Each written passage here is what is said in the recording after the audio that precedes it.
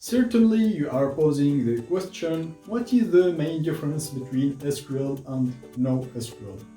In this part, of course, I'm going to explain what is the main difference. So the main difference between SQL and NoSQL.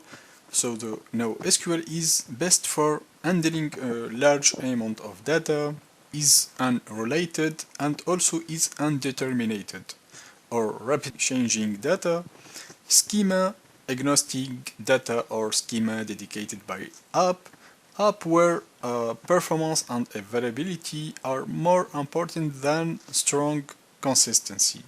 Always on app that serve user around the world, but in the relational database, handling data that is relational and has a logical and a discrete requirement that can be identified in advance.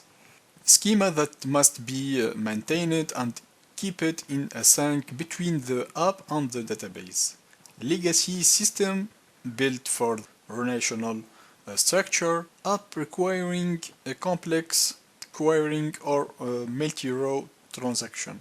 For the scenario, the NoSQL is used for the mobile app, real-time analytics, content management, personalization, IoT, database migration, and for the SQL and relational database for accounting, finance and banking system, inventory management system, and a transaction management system. How about scale? In the non-relational database, the scale data horizontally by sharing across a server. In the SQL, scale data vertically by increasing server load. The data model in NoSQL, that database is structured by key and value, document, columnar, and graph database.